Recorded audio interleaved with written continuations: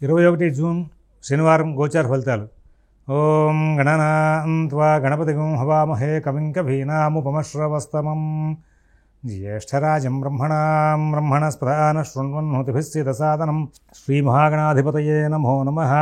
ప్రణో దేవీ సరస్వతీ వాజేభిర్వాజినీవతి ధీనామభిత్రియవతు శ్రీమహాసరస్వత్యై నమో నమః. ఆదిత్యాయ చ సోమాయ మంగళాయ బుధాయ చ గురు శుక్ర శనిభ్యశ్చ రాహవే కేతవే నమః. ప్రేక్షకులకు శుభోదయం. ఈరోజు 21 జూన్ శనివారం గోచార ఫలితాలు చూద్దాం. స్వస్తి శ్రీ చంద్రమాన శ్రీ విశ్వావసు సంవత్సరం ఉత్తరాయణం గ్రీష్మఋతువు జ్యేష్ఠమాసం కృష్ణపక్ష ఏకాదశి రాత్రి 1:43 వరకు ఉంది. అశ్విని నక్షత్రం సాయంత్రం 5:30 వరకు ఉంది. వర్జ్యం పగలు 1:55 నుంచి 3:24 వరకు ఉన్నాయి. మరల రాత్రి 2:34 నుంచి 4:04 వరకు ఉన్నాయి. అమృత ఘడియలు పగలు 10:55 నుంచి 12:25 వరకు. సిజేరియన్ ఆపరేషన్ ప్రిపేర్ అయ్యే వాళ్ళకి ఉదయం 8 గంటల సమయం అనుకూలంగా ఉంది. ఉదయం దుర్ముహూర్తం 5:30 ప్రారంభమై 7:14 వరకు ఉంది. విజయవాడకు సూర్యోదయం 5:30, సూర్యాస్తమయం 6:32.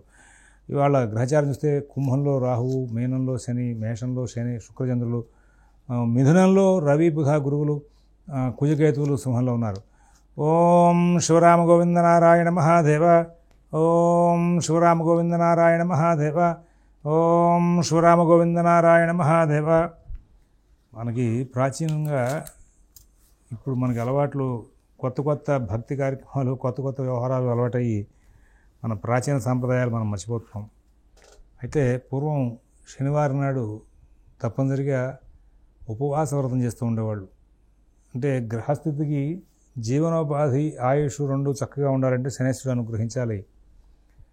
శనేశ్వరుడు పురాణ కథల ద్వారా ఆంజనేయ స్వామి వారిని అర్చించిన, పరమేశ్వరుడిని అర్చించిన, వెంకటేశ్వర స్వామిని అర్చించిన అనుగ్రహిస్తాడు అనేటువంటిది ఒక బలమైన నమ్మకం. ఇక మరొక అంశం ఏమిటంటే, ఈ శనివారం నాడు మరి వెంకటేశ్వర స్వామిని అర్చించడం వల్ల ఆయన అనుగ్రహిస్తే ఆర్థిక సమస్యలు తొలుగుతాయి అనేది బాగా నమ్మకంగా ఉండేది.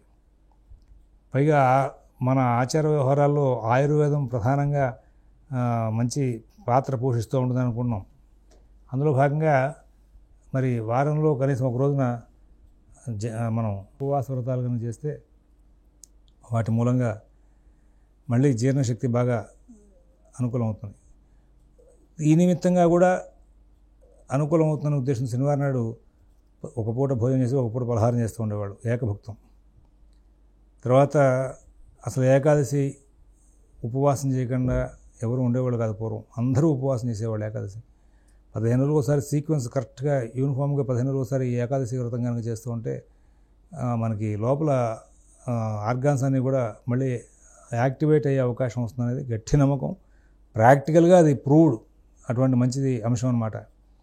ఇక మనం అందరం కూడా చాలా తెలివిగా ఉన్నాం, మనం బాగా సైన్స్ డెవలప్ అయ్యి ముందుకు వెళ్తాం అనేటువంటి భావనలో మన ప్రాచీన సాంప్రదాయాలని మనం మర్చిపోయాం. అందులో విశేషంగా ఇవాళ శనివారం ఏకాదశి రెండు కలిసి వచ్చినాయి. ఉపవాస వ్రతం చేయండి. వెంకటేశ్వర స్వామి దీపారాధన చేసుకునే వాళ్ళు ఉండేవాళ్ళు పూర్వం. చక్కగా గోడ దగ్గర నామం పెట్టేవాళ్ళు, పసుపు రాసి కుంకుమంతో నామం పెట్టి అక్కడ దీపారాధన చేసేవాళ్ళు, వెంకటేశ్వర స్వామి దీపారాధన. మరి తిరుపతి అనుకున్నప్పుడు వెళ్ళడానికి పూర్వం అవకాశాలు ఉండేవి కాదు. ఇప్పుడంటే సౌకర్యాలు బాగా పెరిగి చకచకా వెళ్ళిపోతున్నారు ఎప్పుడు కావాలన్నప్పుడు. అట్లా ఉండేది కాదు పూర్వం. తిరుపతి వెళ్ళొస్తే ఏదో ఒక పెద్ద విజయయాత్ర చేసి వచ్చినట్టుగా ఉండేది. అందుకోసం అని చెప్పి తిరుపతి వెళ్ళలేకపోయి దగ్గరలో ఉన్న వెంకటేశ్వర స్వామి దేవస్థానానికి రెగ్యులర్గా వెళ్ళేవాళ్ళు శనివారం వస్తే తప్పనిసరిగా. మరి అట్లా కాకుండా మరి ఇంకా వేరే మరి మా చిన్నప్పుడు లబ్బిపేట వెంకటేశ్వర స్వామి గుడికి వెళ్ళొచ్చుంటే ఒక పెద్ద యాత్ర చేసి వచ్చినట్టుగా ఉండేది. శనివారం కంపల్సరీగా వెళ్ళారంటే ఒక పెద్ద విశేషం. ఆంజనేయ స్వామి వారి గుడికి, వెంకటేశ్వర స్వామి గుడికి వెళ్ళడం అనేది. పూర్వం ఇన్ని వెంకటేశ్వర స్వామి గుళ్ళు కూడా ఊళ్ళల్లో ఉండేవి కాదు. కాబట్టి అందరూ కూడా మన ప్రాచీన సాంప్రదాయంలో ఉన్నట్టుగా రెగ్యులర్గా ప్రతి శనివారం నాడు అభ్యంగన స్నానం చేయడం మగవాళ్ళు, ఆ తర్వాత మరి ఇంట్లో దీపారాధన చేసుకోవడం, తర్వాత వెంకటేశ్వర స్వామి దేవస్థానానికి, ఆంజనేయ స్వామి దేవస్థానానికి తప్పనిసరిగా వెళ్ళడం, ఈ అలవాటు చేసుకోండి. వాటి మూలంగా గ్రహస్థులు మారతాయని చెప్పి పూర్వం నుంచి నమ్మకంగా ఉండేవాళ్ళు. వెంకటేశ్వర స్వామి అనుగ్రహిస్తాడని చెప్పేసి శనివారం వ్రతం చేశానయ్యా, శనివారం నాడు దీపారాధన చేశాను, శనివారం ఉపవాసాలు ఉన్నాను, పనులు పూర్తయినాయి అని చెప్తూ ఉండేవాళ్ళు పూర్వం. మరి ఇప్పుడు ఆ మాటలే వినపడట్లా, ఆ లక్షణాలే రావట్లా. అవి ఆరోగ్యానికి మంచిది, మన సాంప్రదాయాలని పరిరక్షించడం ఉంటుంది. కాబట్టి వాటిని కూడా అనుష్ఠిస్తారని భావిస్తూ మేషరాశి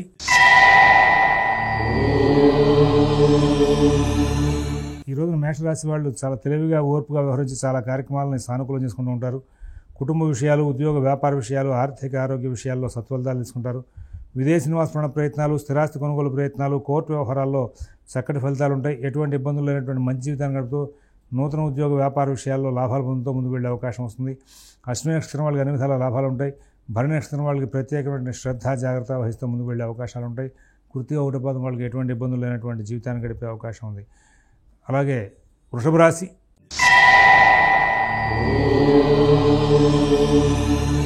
ప్రయాణ విషయంలో జాగ్రత్తగా ఉండాలి. ఎవరితోనూ కూడా ఎక్కువగా మీరు సంభాషణ జరపొద్దు. మిత భాషణ చాలా అవసరం. అనవసర కాలక్షేపాలకి స్వస్తి పలకండి. ఇవాళ రేపు నుండి రుణాలు చేయొద్దని చెప్పి సూచిస్తున్నాం. ఇవాళ రేపు నుండి ఆరోగ్య విషయం జాగ్రత్తలు తీసుకోవాలి. ప్రయాణ విషయం జాగ్రత్తలు తీసుకోవాలి.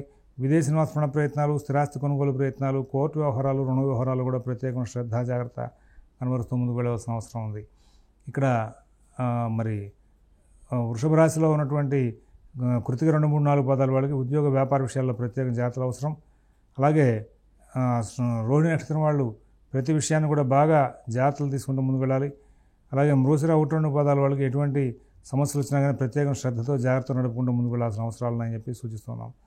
తర్వాత మిథున రాశి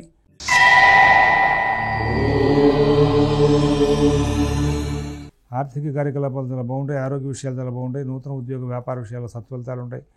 విదేశీ నివాస ప్రయత్నాలు, స్థిరాస్తి కొనుగోలు ప్రయత్నాలు, కోర్టు వ్యవహారాలు, రుణ వ్యవహారాల్లో కూడా చాలా విజయాలు సాధించే అవకాశం ఉంది. అందరి దగ్గర నుంచి మంచి ప్రోత్సాహం లభిస్తుంది. మృగశిర 3, 4 పాదాల వాళ్ళకి ఉద్యోగ వ్యాపార విషయాల్లో చాలా చక్కటి ఫలితాలు ఉంటాయి. ఆరుద్ర నక్షత్రం వాళ్ళు ఎంతో అభివృద్ధిలో ప్రయాణం చేస్తూ ముందుకు వెళ్ళే అవకాశం వస్తుంది. పునర్వసు 1, 2, 3 పాదాల వాళ్ళకి సుఖశాంతులతో కాలక్షేపం చేస్తూ ముందుకు వెళ్ళే అవకాశాలు బాగా గోచరిస్తూ ఉన్నాయి. తదుపరి కర్కాటక రాశి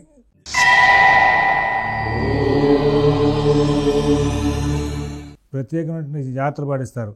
ప్రత్యేకంగా మీకు కావాల్సినటువంటి ప్రతి విషయాన్ని కూడా సానుకూలం చేసుకుని ముందుకు వెళ్తారు. నూతన ఉద్యోగ వ్యాపార విషయాలు, ఆర్థిక ఆరోగ్య విషయాల్లో సత్ఫలితాలు పొందుతారు. విదేశీ నివాస ప్రయత్నాలు, స్థిరాస్తి కొనుగోలు ప్రయత్నాలు, కోర్టు వ్యవహారాలు, రుణ వ్యవహారాల్లో చాలా చక్కనైనటువంటి ఫలితాంశాలు తీసుకుంటూ ముందుకు వెళ్ళే అవకాశం ఉంది. పునర్వసు 4 పాదం వాళ్ళకి ఉద్యోగ వ్యాపార విషయాలు బాగుంటాయి. పుష్య నక్షత్రం వాళ్ళకి ఎటువంటి సమస్యలు లేనటువంటి జీవితాన్ని గడిపే అవకాశం ఉంది. ఆశ్లేష నక్షత్రం వాళ్ళకి మరి ఆర్థిక కార్యకలాపాలు, నూతన ఉద్యోగ వ్యాపార విషయాల్లో విజయాలు సాధించే అవకాశం బాగా గోచరిస్తూ ఉంది. తర్వాత సింహరాశి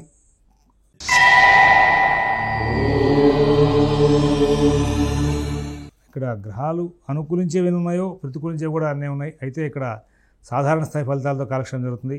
నూతన ఉద్యోగ వ్యాపార విషయాల్లో కూడా సాధారణ స్థాయి ఫలితాలు ఉంటాయి. ఆర్థిక లావాదేవీలు, కుటుంబ విషయాలు ప్రత్యేక శ్రద్ధతో జాగ్రత్త నడుపుకుంటారు. విదేశీ నివాస ప్రయత్నాలు, స్థిరాస్తి కొనుగోలు ప్రయత్నాలు, కోర్టు వ్యవహారాలు, రుణ వ్యవహారాల్లో కూడా చాలా చక్కనైనటువంటి మరి సానుకూల స్థితిని పొందుతూ ముందుకు వెళ్ళే అవకాశం గోచరిస్తోంది.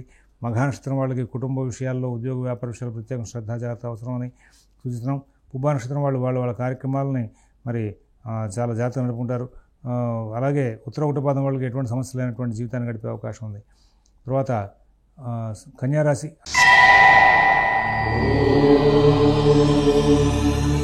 ఆర్థిక లావాదేవీలు బాగుంటాయి. ఆరోగ్య విషయంలో మంచి ఫలితాలు ఉంటాయి. నూతన ఉద్యోగ వ్యాపార విషయాల్లో సత్ఫలితాలు ఉంటాయి. విదేశీ నివాస ప్రయత్నాలు, స్థిరాస్తి కొనుగోలు ప్రయత్నాలు, కోర్టు వ్యవహారాలు, రుణ వ్యవహారాల్లో కూడా చాలా చక్కనైనటువంటి కాలక్షేపం చేస్తూ ముందుకు వెళ్ళే అవకాశం ఉంది. ఉత్తర 2, 3, 4 పాదాల వాళ్ళకి మరి సానుకూల స్థితి ఉంటుంది. హస్తానక్షత్రం వాళ్ళకి ఎటువంటి ఇబ్బందులు లేనటువంటి జీవితాన్ని గడిపే అవకాశం ఉంది. చిత్త 1, 2 పాదాల వాళ్ళు చాలా తెలివిగా ఓర్పుగా వ్యవహరిస్తూ కార్యక్రమాలన్నింటినీ కూడా సానుకూలం చేసుకుంటూ ముందుకు వెళ్ళే అవకాశాలు బాగా గోచరిస్తున్నాయి. తులారాశి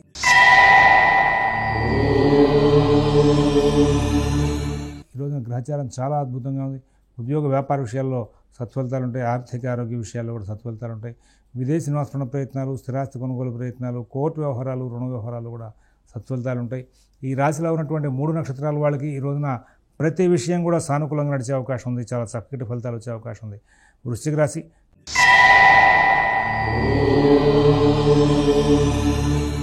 ఎటువంటి ఇబ్బందులు లేనటువంటి మంచి జీవితాన్ని గడిపే అవకాశం ఉంది. కుటుంబ విషయాల్లో మాత్రం జాగ్రత్తగా ఉండాలి. మీ మాట తీరు ఇతరులకి ఇబ్బందికరంగా ఉండి కొంచెం కలహాలు తెచ్చుకునే అవకాశం వస్తుంది. అలాగే కుటుంబ సభ్యులకి మీరు చేయవలసినటువంటి పనులు సరిగా చేయక, కుటుంబ సభ్యుల దగ్గర నుంచి మీరు ఆశించిన ఫలితాలు సరిగా పొందక ఇబ్బంది పడే అవకాశం వస్తుంది. విదేశీ నివాస ప్రయత్నాలు, స్థిరాస్తి కొనుగోలు ప్రయత్నాలు, కోర్టు వ్యవహారాలు, రుణ వ్యవహారాల్లో కూడా ప్రత్యేకంగా జాగ్రత్తలు పాటిస్తూ ముందుకు వెళ్లాల్సిన అవసరాలు గోచరిస్తూ ఉన్నాయి. ఎవరి వ్యవహారాలను ఎక్కువ కలగజేసుకోవద్దని చెప్పి సూచిస్తున్నాం. మిత భాషణ, ఓర్పు, నేర్పు ప్రదర్శిస్తూ ముందుకు వెళ్లాల్సిన అవసరాలు బాగా ఎక్కువగా ఉన్నాయి. అలాగే ఇక్కడ విశాఖ 4వ పాదం వాళ్ళకి ఆర్థిక కార్యకలాపాలు, కుటుంబ విషయాలు ప్రత్యేక జాగ్రత్తలు నడుపుకోవాలి. అలాగే ఇక్కడ అనురాధ నక్షత్రం వాళ్ళకి నూతన ఉద్యోగ వ్యాపార విషయాల్లో మంచి వార్తలను వినిపించే అవకాశం ఉంది. అలాగే జ్యేష్ఠ నక్షత్రం వాళ్ళకి ఎటువంటి ఇబ్బందులు లేనటువంటి జీవితాన్ని గడిపే అవకాశం ఉంది. తర్వాత ధనురాశి.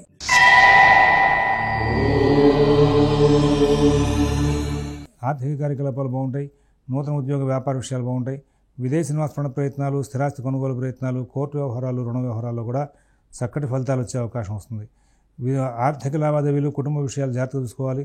విదేశీ నివాస ప్రయత్నాలు, స్థిరాస్తి కొనుగోలు ప్రయత్నాలు, కోర్టు వ్యవహారాలు, రుణ వ్యవహారాల్లో కూడా ప్రత్యేకమైన శ్రద్ధతో జాగ్రత్తతో కాలక్షేపం చేస్తూ ముందుకు వెళ్ళే అవకాశం ఉంది.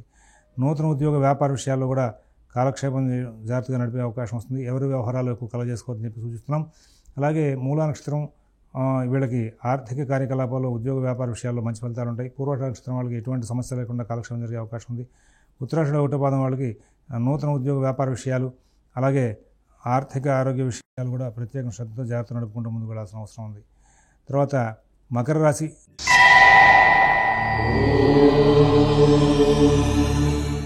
కుటుంబ విషయాలు బాగుంటాయి. ఉద్యోగ వ్యాపార విషయాలు బాగుంటాయి. ఆర్థిక ఆరోగ్య విషయాలు బాగుంటాయి. విదేశీ నివాస ప్రయత్నాలు, స్థిరాస్తి కొనుగోలు ప్రయత్నాలు, కోర్టు వ్యవహారాలు జాగ్రత్తలు తీసుకోవాలి. ఇక్కడ అష్టమంలో ఉన్నటువంటి కుజుడు, షష్టంలో ఉన్నటువంటి గురువు ప్రభావంగా రుణ విషయాల్లో కానీ, ఆరోగ్య విషయంలో కానీ పాత సమస్యలు ఉంటే అవి తిరగబెట్టకుండా జాగ్రత్తలు తీసుకోవాలి. ఎవరి వ్యవహారాలు ఎక్కువ జాగ్రత్తలు ఎక్కువగా కలగజేసుకోవద్దని మీ పనులు మీరు స్వయంగా చూసుకోమని చెప్పి సూచిస్తున్నాం. మీ పనులు మీరు స్వయంగా చూసుకోవడం మూలంగా చాలా మటుకు సమస్యలకు దూరం అయ్యే అవకాశం వస్తుంది. తర్వాత ఈ రాశిలో ఉన్నటువంటి ధనిష్ట 1-2 పాదాల వాళ్ళకి ఆర్థిక లావాదేవీలు, కుటుంబ విషయాల్లో చిన్న చిన్న సమస్యలు ఉంటాయి. శ్రవణ నక్షత్రం వాళ్ళు చాలా చక్కటి జీవితాన్ని గడిపే అవకాశం వస్తుంది.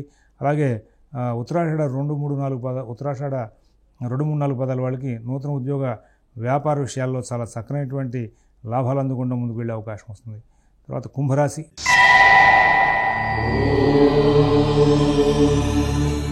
ఆర్థిక లావాదేవీలు బాగుంటాయి. ఆరోగ్య విషయంలో మంచి ఫలితాలు ఉంటాయి. నూతన ఉద్యోగ వ్యాపార విషయాల్లో మరి మంచి జీవితాన్ని గడిపే అవకాశం వస్తుంది. విదేశీ నివాస ప్రయత్నాలు, స్థిరాస్తి కొనుగోలు ప్రయత్నాలు, కోర్టు వ్యవహారాలు, రుణ వ్యవహారాల్లో కూడా ప్రత్యేకమైన జాగ్రత్తలు తీసుకుంటూ ముందుకు వెళ్ళాల్సిన అవసరం ఉంది. విదేశీ నివాస ప్రయత్నాలు, స్థిరాస్తి కొనుగోలు ప్రయత్నాలు, కోర్టు వ్యవహారాల్లో చాలా చక్కటి జాగ్రత్తలు పాటిస్తూ మంచి ఫలితాలు తీసుకుంటూ ముందుకు వెళ్ళే అవకాశం వస్తుంది. ఇక్కడ ధనిష్ట 3-4 పాదాల వాళ్ళకి ఎటువంటి సమస్య లేకుండా కాలక్షేపం జరుగుతుంది. శతభిష నక్షత్రం వాళ్ళ కార్యక్రమాలన్నింటినీ కూడా చాలా తెలివిగా, ఓర్పుగా నడుపుకుంటూ ముందుకు వెళ్ళే అవకాశం వస్తుంది. అలాగే పూర్వభద్ర 1-3 పాదాల వాళ్ళకి ఆర్థిక లావాదేవీలు, కుటుంబ విషయాల్లో. మీనరాశి.